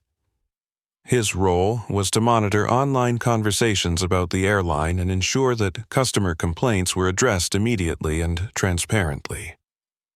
"The days of airlines ignoring passenger concerns are over," Miguel announced during a press conference. "Every complaint gets a response within 1 hour. Every discrimination allegation triggers an immediate investigation. We're not just promising transparency, we're proving it." Elena Martinez had also joined the team as Director of Travel Industry Reform, using her platform and influence to pressure other airlines to adopt similar anti-discrimination policies. Julian's transformation of Skyward isn't just about one company, Elena explained in her widely read blog. It's about forcing the entire industry to confront bias that has been accepted as normal for decades. The financial results had exceeded even Julian's optimistic projections. Skyward Airlines was not only profitable, it was the most profitable airline in the industry, with revenue growth that surpassed established carriers despite being only 6 weeks old. "The business case for equality is overwhelming," Julian explained during a CNBC interview. "When customers know they'll be treated with dignity regardless of their background, they choose to fly with you. When employees know they'll be judged on performance rather than appearance, they give their best effort. Discrimination isn't just morally wrong, it's economically stupid." But Julian's most ambitious initiative was the Skyward Scholars Program, a $500 million scholarship fund that provided free flight training to young people from underrepresented communities. The program's first recipient was Marcus Williams, a 19-year-old from Detroit whose dream of becoming a pilot had seemed impossible due to the $150,000 cost of flight training. Marcus had applied for the scholarship after seeing Julian's story on the news. Mr. Rivers didn't just create opportunities for himself, Marcus said during the scholarship award ceremony. He created opportunities for all of us who never thought we could reach the sky. Julian watched Marcus receive his scholarship with a satisfaction that went deeper than any business achievement. This was the real victory, not the destruction of Platinum Airways, but the creation of pathways for people who had been excluded from aviation careers. The industry response to Julian's success had been swift and comprehensive. Every major airline had announced new diversity initiatives, anti-discrimination training programs, and passenger rights policies. The Skyward Standard had become the benchmark against which all customer service was measured. American Airlines CEO Robert Johnson publicly credited Julian's transformation with forcing the entire industry to confront embedded biases. Julian Rivers didn't just change one airline, Johnson admitted. He held up a mirror that showed us all what we'd been tolerating for decades. United Airlines had implemented body cameras for all customer service staff, a direct response to the viral video that had destroyed Platinum Airways. Delta had created a passenger advocate position specifically to handle discrimination complaints. Southwest had hired a diversity consultant to review all customer service training materials. The ripple effects are extraordinary, noted Harvard Business School professor Dr. Sarah Martinez in her case study of the Skyward transformation. One incident of discrimination cost a company $52 billion and triggered industry-wide reform that affects millions of passengers annually. But the most profound change was cultural. Aviation industry employees who had previously accepted discriminatory behavior as just how things work were now actively identifying and reporting bias before it could escalate. Flight attendant training programs had been completely rewritten to emphasize dignity and respect. Gate agent procedures now required documentation for any passenger service decisions that could be perceived as discriminatory. Pilots were trained to recognize and interrupt bias before it affected passenger treatment. "We're not just preventing the next Platinum Airways incident," explained Dr. Rebecca Martinez, who had been hired by multiple airlines as a discrimination prevention consultant. "We're creating a culture where that kind of incident becomes impossible." Julian's personal schedule had become a relentless tour of speaking engagements, congressional hearings, and industry conferences where he was invited to explain how rapid transformation was possible. The key, Julian told a gathering of airline executives, is understanding that discrimination is a choice, not an inevitability. Companies don't accidentally develop racist policies. They deliberately implement them, or they deliberately ignore them. Changing corporate culture requires deliberate action in the opposite direction. Julian's speech to the International Air Transport Association had been particularly powerful. Every passenger who boards our aircraft is someone's mother, father, child, or dream. They deserve dignity not because of how much they paid for their ticket, but because they're human beings. That's not political correctness. That's basic decency. The financial markets had responded to Julian's transformation with enthusiasm that surprised even veteran investors. Skyward Airlines' stock price, the company had gone public just 4 weeks after the incident, had increased 340% since its initial offering. Investors are recognizing that equality isn't just morally right, explained Goldman Sachs analyst Jennifer Torres. It's also incredibly profitable. Skyward has proven that inclusive business practices generate superior returns. But perhaps the most meaningful validation came from the passengers themselves. Skyward's customer testimonials read like a catalog of positive experiences that had been rare in the aviation industry. "I'm a 70-year-old black woman who has been flying for 40 years, wrote Dolores Washington in a letter to Julian. I have never, not once, boarded an aircraft without worrying about how I would be treated. Last week, I flew skyward for the first time. The gate agent called me by my name, helped me with my bag, and made me feel welcome. I cried during takeoff because I realized I was finally flying with dignity. Similar letters arrived daily from passengers who had experienced the difference that culture change could make.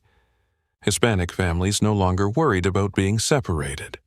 Middle Eastern passengers didn't expect additional screening. Young black men could board aircraft without fearing they'd be perceived as threats. We've proven that discrimination was never necessary, Julian reflected during a quiet moment in his office reading through passenger feedback. It was just accepted, and acceptance of injustice is what made it seem normal. As Julian stood in the Miami terminal watching the final Platinum Airways sign being removed and replaced with the Skyward logo, he thought about the journey that had brought him to this moment. From sleeping in his car outside an Atlanta hotel to owning the most successful airline in America. Every step had been building toward this transformation. Isabella Torres joined him in the terminal carrying legal documents that formalized the completion of Skyward's acquisition of 3 additional regional airlines. Julian Isabella said, "We're now the largest employer of minority pilots in the industry. 47% of our executive team comes from underrepresented communities, and our customer satisfaction ratings are higher than any airline in history." Julian smiled, but his expression remained focused on the future. "That's a good start, but we're not changing an airline, Isabella. We're changing an industry, and we're not going to stop until dignity is the standard, not the exception." As passengers moved through the terminal, many recognized Julian and approached to thank him personally. Children asked for his autograph. Parents told stories of family members who had been inspired by his example. Other travelers simply nodded in acknowledgement of what he'd accomplished. Julian accepted the gratitude graciously, but his focus remained on the work still to be done.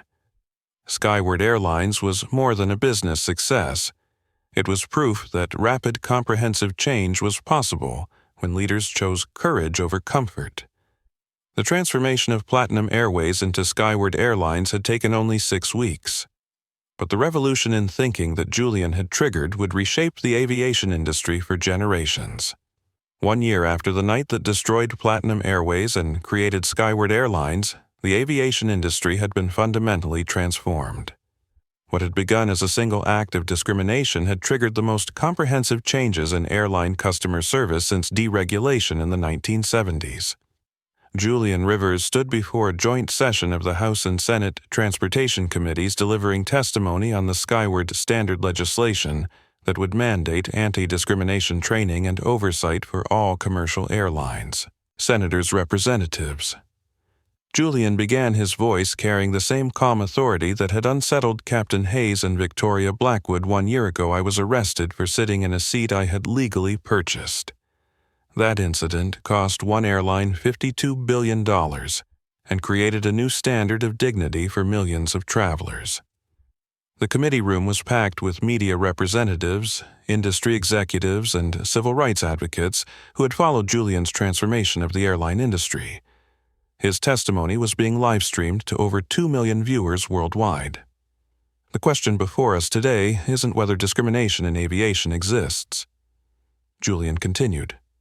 The question is whether we're going to continue accepting it as inevitable, or whether we're going to make equality as standard as safety procedures. Committee Chairman Senator Robert Martinez nodded toward Julian. "Mr. Rivers, can you share with us the measurable impact of the changes you've implemented at Skyward Airlines?" Julian activated a presentation screen behind him, displaying statistics that had stunned industry analysts. Senators, Skyward Airlines has maintained a 99.2% customer satisfaction rating for 12 consecutive months. We have processed 0 discrimination complaints that required escalation to federal agencies.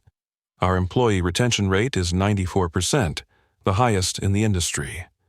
And we are the most profitable airline per passenger mile in aviation history. Senator Patricia Johnson, ranking minority member, leaned forward. Mr. Rivers' critics argue that your approach works only because Skyward is a new airline without legacy cultural issues. How do you respond to established carriers who claim they can't change as quickly? Julian's expression remained steady. Senator Johnson, culture change doesn't require decades of gradual improvement. It requires leadership that decides discrimination is unacceptable and implements immediate consequences for bias. United Airlines transformed their customer service protocols in 90 days after our incident. Delta redesigned their training programs in 6 weeks. Change is possible immediately if companies choose to prioritize it. The hearing was interrupted by an aide who handed Senator Martinez an urgent message. The senator's eyebrows rose as he read the paper. Mr. Rivers, Senator Martinez announced, "I've just been informed that the Department of Transportation has completed its year-long investigation into aviation industry discrimination practices. Their findings support your testimony. The report documents over 1,500 incidents of discriminatory treatment by major airlines in the past 18 months. Julian nodded grimly. Senator, those 1,500 documented incidents represent only cases where passengers filed formal complaints. Our internal research suggests the actual number is significantly higher. Meanwhile, in a modest apartment in Orlando, Victoria, Blackwood was watching Julian's congressional testimony on a second-hand television she'd purchased after selling most of her luxury possessions to pay legal bills. Victoria's life had been completely transformed by the consequences of her choices that night at Miami International Airport. She'd been unemployed for 11 months, blacklisted from the aviation industry, and forced to take temporary retail positions to meet basic expenses. The federal civil rights investigation had resulted in criminal charges against Victoria for violating Julian's civil rights under color of corporate authority. She'd plea bargained down to 6 months of community service and mandatory bias training, but the conviction had destroyed any chance of rebuilding her career in corporate management. Victoria's most difficult reckoning had been personal rather than professional. Months of therapy had forced her to confront the prejudices she'd carried throughout her life, assumptions about race, class, and who deserved respect that she'd never examined until they destroyed her career. "I spent 15 years climbing the corporate ladder," Victoria told her court-mandated counselor, "and I never realized I was stepping on people the entire way up. I genuinely believed I wasn't racist because I was polite to people of color. But politeness isn't the same as equality." Victoria's community service assignment was particularly meaningful. She worked at an aviation career center in Miami, helping young people from underrepresented communities apply for flight training scholarships. Many of her students were recipients of Julian's Skyward Scholars Program. Miss Blackwood asked Maria Santos, a 17-year-old Latina student, "Why did you choose to work here?" Victoria paused in reviewing Maria's scholarship application. She'd been asked this question dozens of times by students who recognized her name from the viral video that had ended her career. Maria Victoria said carefully, "I made terrible mistakes that hurt people and destroyed opportunities. I can't undo that damage. But I can spend the rest of my life making sure other people don't make the same errors." Victoria's transformation had been genuine if costly. She'd become an advocate for the communities she'd once excluded, using her experience as a cautionary tale in bias training programs across the aviation industry. Captain Robert Hayes had faced similar consequences, though his path to redemption had been different. His pilot's license had been permanently revoked, ending his 30-year career in aviation. But Julian had offered him an unexpected opportunity. Hayes now managed ground operations for Skyward Airlines, working directly under supervisors who were people of color. "Bob," said Carmen Rodriguez, now Senior Vice President of Operations, during a staff meeting, "your experience shows that people can change if they're willing to confront their own biases honestly." Hayes nodded, still adjusting to reporting to executives he might have dismissed a year earlier. Carmen: "I spent 3 decades making assumptions about people based on how they looked. I'm grateful to have the chance to learn better." Hayes's transformation had been particularly profound because he'd been forced to examine how unconscious bias had affected his entire career. He'd realized that he'd consistently favored white passengers in seat disputes, given white crew members better assignments, and interpreted behavior differently based on the race of the person involved. The most difficult part, Hayes explained during a bias training session for new Skyward employees, was realizing how many people I'd hurt over the years without even recognizing it. I thought I was just doing my job. I never understood that my job included treating everyone with equal dignity. Brandon Mitchell's consequences had been perhaps the most immediate and devastating. The viral video of him celebrating Julian's arrest had made him unemployable in the technology industry. His father's business ventures had suffered massive boycotts, forcing Richard Mitchell to sell the family company to cover legal expenses. Brandon had spent 6 months in intensive therapy confronting the entitled attitudes that had defined his entire life. He'd never worked a service job, never been told no by someone he couldn't fire or sue, and never faced consequences for his behavior towards people he considered beneath him. Brandon, his therapist doctor, Rebecca Chen asked during a session, "What have you learned about how your privilege affected your worldview?" Brandon stared at his hand, still wearing the Patek Philippe watch that was now his most valuable possession after losing his trust fund to legal settlements. "I learned that I spent 35 years believing other people existed for my convenience. I never saw anyone as fully human unless they were useful to me or similar to me." Brandon's path to redemption had begun with a letter he'd written to Julian, apologizing for his behavior and requesting an opportunity to make amends. Julian had responded with an offer that surprised everyone. Brandon could work as a customer service representative at Miami International Airport, learning to treat travelers with dignity regardless of their appearance or background. Every day, Brandon told his therapy group, "I interact with passengers who look exactly like the man I tried to have arrested. I'm learning to see people as individuals rather than stereotypes. It's harder than I expected, but it's necessary." The broader consequences of Julian's transformation had extended far beyond individual careers. The Rivers effect, as business schools had termed it, had influenced corporate behavior across multiple industries. Hotels had implemented new anti-discrimination training after watching the aviation industry's forced transformation. Restaurants had revised their customer service protocols. Retail chains had created bias reporting tools. The business community had learned that discrimination was not only morally wrong, but financially catastrophic in an era of social media and viral accountability. Dr. Michael Thompson, a Harvard Business School professor studying the Rivers effect, testified before the Congressional Committee.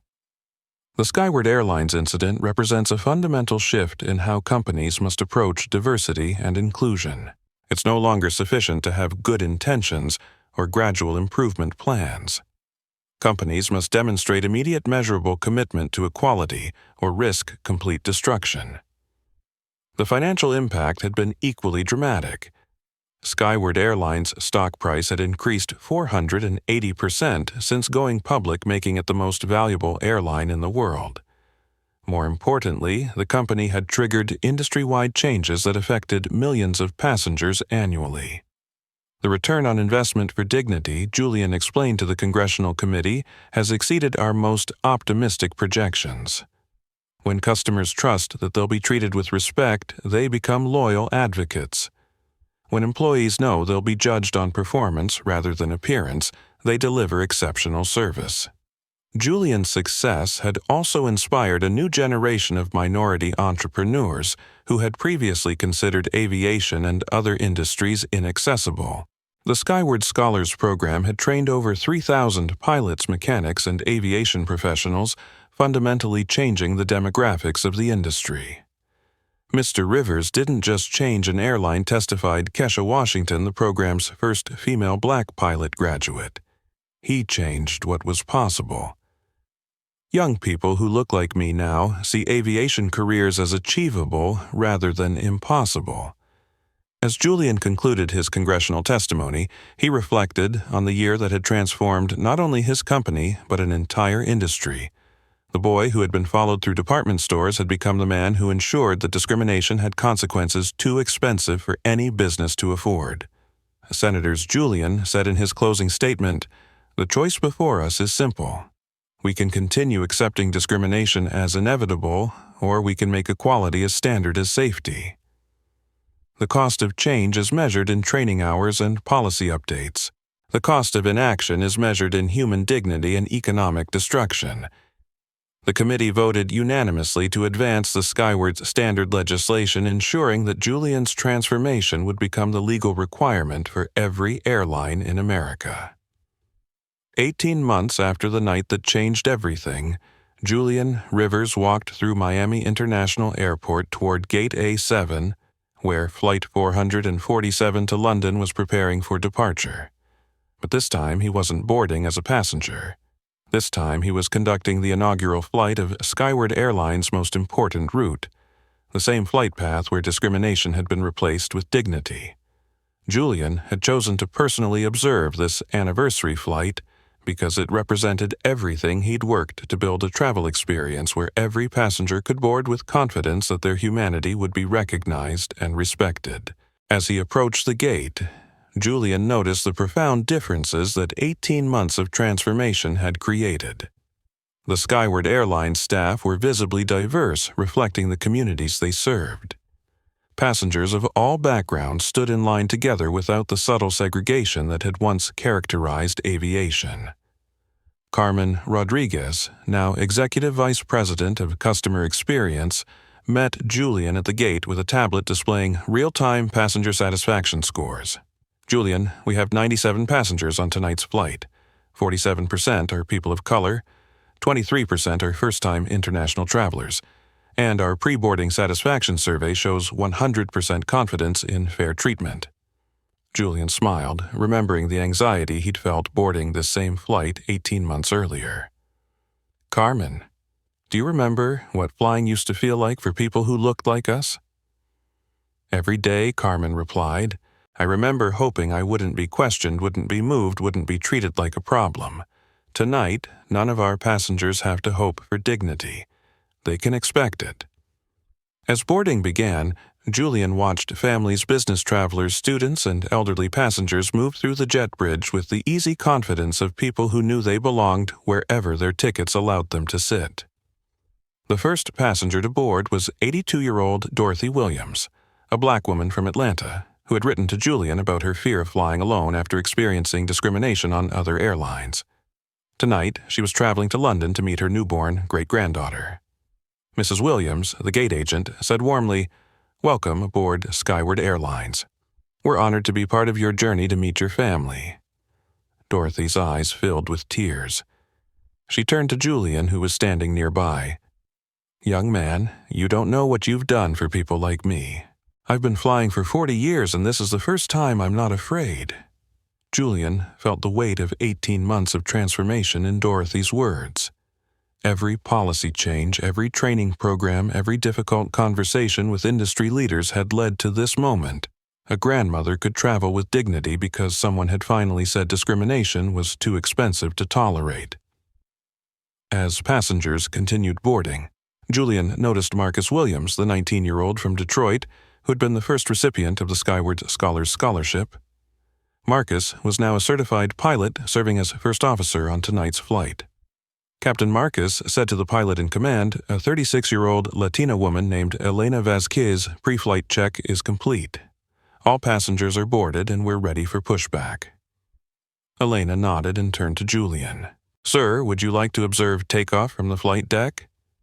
Julian accepted the invitation and followed Elena and Marcus into the cockpit, the same flight deck where Captain Hayes had made the decision that destroyed Platinum Airways and created Skyward Airlines. As the aircraft taxied toward the runway, Julian thought about the passengers behind him who were traveling without fear of discrimination for the first time in their lives. Business executives who didn't worry about being questioned. Students who wouldn't be profiled. Families who knew they'd remain together. Mr. Rivers Marcus said as they waited for takeoff clearance, "I need to tell you something. 2 years ago I was working at a gas station in Detroit thinking I'd never afford flight school. Tonight, I'm flying to London as a commercial pilot. You didn't just change the airline industry, you changed my life." Julian looked at Marcus, young black, confident and commanding one of the most sophisticated aircraft ever built. and saw the future he'd been working to create. "Marcus, you changed your own life. I just made sure the door was open when you were ready to walk through it." The tower controller's voice crackled through the radio. "Skyward 447, you are cleared for takeoff." As the aircraft accelerated down the runway, Julian felt the same sensation he'd experienced 18 months earlier when he'd been dragged from this very flight. But instead of anger and humiliation, he felt satisfaction and completion. The wheels lifted off the ground, and Miami International Airport fell away below them. Julian thought about all the passengers who had been discriminated against on this route over the decades. The quiet humiliations, the casual cruelties, the accepted injustices that had defined aviation culture for generations. Ladies and gentlemen, came the announcement from Flight Attendant Supervisor Carmen Rodriguez. "Welcome aboard Skyward Airlines Flight 447 to London Heathrow. As we climb to cruising altitude, I want to share something special about tonight's flight." Carmen's voice carried throughout the cabin with warmth and authority. 18 months ago on this exact route, a passenger was dragged off an aircraft for sitting in a seat he had legally purchased. That passenger's name was Julian Rivers, and his response to discrimination created the airline you're flying on tonight. The cabin fell silent as passengers absorbed the significance of Carmen's words. Skyward Airlines exists because someone refused to accept that dignity was negotiable. Carmen continued. "Tonight, every person on this aircraft can travel with confidence that you will be treated with respect, regardless of how you look, how you dress, or where you come from." That's not just company policy, that's our promise. Spontaneous applause erupted throughout the cabin. Passengers who had never met began talking to each other about their experiences with airline discrimination, sharing stories of humiliation that had previously seemed too small to matter. Julian made his way back through the aircraft, observing the conversations that Carmen's announcement had triggered. In row 12, a young Hispanic man was telling an elderly white woman about being randomly selected for additional screening on every flight until he started flying skyward. In row 8, a black businessman was explaining to a white family how he'd previously paid for first-class seats to avoid discrimination, only to be moved to economy anyway. "The difference," the businessman said, "is that tonight I'm sitting in the seat I paid for and nobody has questioned whether I belong here." Julian reached seat 1A, the same seat that had triggered the confrontation that changed everything. Tonight, it was occupied by Teresa Martinez, a 34-year-old Latina engineer traveling to London for a conference on renewable energy. Miss Martinez, Julian said quietly, "I hope you're enjoying your flight." Teresa looked up and recognized him immediately. "Mr. Rivers. I can't believe it. You're the reason I'm sitting here with dignity instead of anxiety." "How do you mean?" Teresa's expression grew serious. "Sir, I've been flying for business for 8 years. On every single flight, I worried about how I'd be treated, whether my accent would make people think I didn't belong in first class, whether I'd be questioned or moved. Tonight is the first time I've boarded an aircraft thinking about my presentation instead of my skin color." Julian nodded, understanding exactly what Teresa meant. That's what equality looks like, when people can focus on their dreams instead of their defenses. As the flight reached cruising altitude over the Atlantic Ocean, Julian made his way to the aircraft's communications center and placed a call to Isabella Torres, who was managing Skyward's operations from the Miami headquarters. Isabella, Julian said, "How are the numbers looking for tonight?" "Remarkable," Isabella replied. "We have the highest passenger satisfaction scores in aviation history. Load factor is 97%. And we just received notification that 3 more airlines are implementing Skyward Standard anti-discrimination training." Julian looked out the aircraft window at the stars above the Atlantic. "Isabella, do you remember what I told you when we started this company? You said we weren't building an airline. We were building a standard. That's right. And tonight, flying at 38,000 feet with 97 passengers who can travel with dignity, I think we've succeeded." As Julian ended the call, he realized that the transformation was complete. The boy who had been judged by his clothes had become the man who ensured that appearances would never again determine treatment. The passenger who had been dragged from an aircraft had created an airline where such treatment was impossible. Julian returned to the main cabin and took an empty seat in the back of the aircraft, watching passengers sleep peacefully, work on laptops, or chat with fellow travelers. Everyone on the aircraft was experiencing something that had once seemed impossible flying, while Black Hispanic young casually dressed or simply different without fear. The aircraft flew through the night toward London, carrying passengers who were experiencing dignity as a standard rather than an exception. And in Seat 1, Teresa Martinez worked on her renewable energy presentation, thinking about changing the world instead of defending her right to exist in it. Julian closed his eyes and allowed himself to feel something he hadn't experienced in 18 months, complete satisfaction with the knowledge that his work was finished. Not because discrimination had ended, but because it now carried consequences too expensive for any business to afford. 5 years after the night that transformed American aviation, Julian Rivers received an envelope that made him smile before he even opened it. The return address read, Dorothy Williams, London, England. Julian opened the letter while sitting in his office overlooking Miami International Airport, where Skyward Airlines had become the most successful carrier in aviation history. Dear Mr. Rivers, Dorothy's letter began in carefully handwritten script. I am writing to you from my great-granddaughter's 5th birthday party here in London. She asked me to tell her again about the nice man who made it safe for grandmothers to fly alone. I have flown Skyward Airlines 14 times in the past 5 years, visiting family I never thought I'd see again because I was too afraid to travel by myself.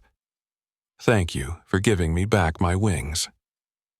Julian set the letter on his desk beside hundreds of others from passengers, employees, and family members whose lives had been changed by Skyward's commitment to dignity. But Dorothy's letter was special because she represented something more than customer satisfaction. She embodied the restoration of humanity that had become Julian's true legacy. The statistics were impressive. Skyward Airlines had maintained 0 discrimination complaints for 5 consecutive years. Customer satisfaction ratings had never dropped below 98%. The airline had trained over 12,000 minority pilots, mechanics, and aviation professionals through the Skyward Scholars Program. Stock prices had increased 740% since going public. But the numbers only told part of the story. The real transformation was cultural and generational. Kesha Washington, the first female black pilot to graduate from Skyward Scholars, was now training the next generation of aviators as chief flight instructor at the company's expanded training facility. Her students included children who had grown up assuming that airline careers were accessible to people who looked like them. Mr. Rivers' Kesha said during their monthly mentorship meeting yesterday, I had a 10-year-old girl tell me she wants to be a captain because she saw me in the cockpit. 5 years ago, that little girl wouldn't have known women who looked like her could fly commercial aircraft. Julian smiled, remembering his own childhood when black pilots were so rare that seeing one felt impossible. Kesha, what you're really telling me is that we've changed what children think is normal. Carmen Rodriguez had leveraged her success at Skyward into a consulting career helping other industries implement rapid culture change. Her methods, known as the Rodriguez Protocol, were being used by hospitals, corporations, and government agencies to eliminate discriminatory practices. Julian Carmen explained during one of her visits to Miami, the aviation industry was just the beginning. We've proven that comprehensive equality isn't just morally right, it's economically superior. Every sector that implements these changes sees improved performance, customer satisfaction, and profitability. The ripple effects had extended far beyond commercial aviation. The Federal Aviation Administration had adopted Skyward's training protocols as mandatory standards for all airlines. The Department of Transportation used Julian's congressional testimony as the foundation for new civil rights enforcement procedures. Business schools taught the Skyward standard as a case study in rapid organizational transformation. But perhaps the most significant change was generational. Young people entering the workforce expected equality as a baseline rather than an aspiration. They refused to accept discrimination as just how things work and demanded immediate consequences for bias. Dr. Michael Thompson, the Harvard Business School professor who had studied the Rivers effect, published a 5-year analysis showing that Julian's transformation had prevented an estimated 50,000 incidents of workplace discrimination across multiple industries. The economic impact, Dr. Thompson wrote, extends far beyond Skyward Airlines. Julian Rivers created a demonstration effect that forced every customer service industry to examine and eliminate discriminatory practices. The cost savings from prevented litigation, reduced turnover, and improved customer loyalty are estimated at $18 billion annually. Julian's influence had also become international. Airlines in Europe, Asia, and Africa had adopted Skyward's policies after recognizing that equality was becoming a competitive advantage in global markets. Isabella Torres, now CEO of Apex Capital Holdings, while Julian focused on Skyward, had used the company's success to fund similar transformations in other industries. Their acquisition of a major hotel chain, 3 restaurant groups, and a car rental company had spread Skyward's culture across the entire travel sector. Julian and Isabella reported during their quarterly meeting, discrimination complaints across all our holdings are down 97% from pre-acquisition levels. Revenue growth averages 23% annually. We've proven that equality scales profitably across industries. But Julian's most personal satisfaction came from unexpected sources. Victoria Blackwood had completed her transformation from corporate discriminator to equality advocate, now directing bias prevention training for a major consulting firm. She visited Julian annually to report on her work and express gratitude for the opportunity to rebuild her life with purpose. Mr. Rivers' Victoria said during their most recent meeting, "I know I can't undo the damage I caused. But I've spent 5 years helping other executives recognize and eliminate the same prejudices that destroyed my career. I hope that counts for something." Julian looked at Victoria genuinely transformed and dedicating her professional life to preventing others from making her mistakes. Victoria redemption isn't about erasing the past. It's about ensuring the future is different. You've done that. Captain Robert Hayes had taken a similar path using his experience as a cautionary tale in pilot training programs across the industry. His presentations on how bias destroys careers had become mandatory viewing for commercial pilots. Bob Julian told Hayes during a recent Skyward safety meeting, "You've probably prevented more discrimination incidents than any other person in aviation." That matters. Even Brandon Mitchell had found redemption through service. After 5 years working in customer service roles, he'd developed genuine empathy for people facing discrimination. He now managed diversity training programs for technology companies using his own story to demonstrate how privilege could blind people to their impact on others. Mr. Rivers Brandon said during a recent phone call, "I spent 35 years thinking other people existed for my convenience. The past 5 years have taught me that other people's dignity is more important than my comfort. I wish I'd learned that sooner, but I'm grateful I learned it at all." Julian's final reflection came during his annual visit to the spot at Miami International Airport, where he'd been arrested 5 years earlier. The gate area had been renamed the Dignity Departure Gate, with a plaque commemorating the night that transformed an industry. As Julian stood reading the inscription, he was joined by Marcus Williams, the former Detroit gas station attendant, who was now a senior captain for Skyward Airlines. "Sir Marcus said I wanted to thank you one more time before my flight to Sao Paulo. Tomorrow, I'll be training Brazil's first class of minority pilots through our International Skyward Scholars expansion." Julian looked at Marcus, confident, accomplished, representing everything the transformation had achieved, and realized that his work was truly complete. Marcus Julian said quietly, "You don't need to thank me. You've become the example that proves equality works. Every young person who sees you in that cockpit learns that dignity and opportunity aren't limited by skin color." As Marcus walked toward his aircraft, Julian reflected on the journey from that night when he'd been dragged from Flight 447 to this moment when former gas station attendants commanded international flights. The boy who had been followed through department stores had grown into the man who ensured that appearance would never again determine treatment. The passenger who had been judged unworthy of his seat had created an industry where worthiness was measured by humanity rather than hierarchy. Julian's legacy wasn't just a successful airline or profitable stock returns. His legacy was a generation of children who would grow up assuming that dignity was standard, discrimination was unacceptable, and equality was not negotiable. As Julian walked through the terminal where his transformation had begun, he saw families of every background boarding flights with confidence, employees treating all passengers with respect, and young people pursuing aviation careers that had once seemed impossible. The revolution was complete, and it had begun with the simple refusal to give up a seat he had rightfully purchased. Julian Rivers had proven that in modern America, refusing to move could move the entire world.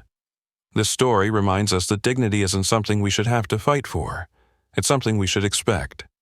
If this moved, you hit that like button and share this video with someone who needs to hear that their voice matters. Subscribe for more stories where justice isn't just an idea. It's a reality waiting to happen. Because remember, the person sitting next to you might just be the one who changes everything. Thanks for watching, and never forget that sometimes refusing to move is exactly what moves the world forward.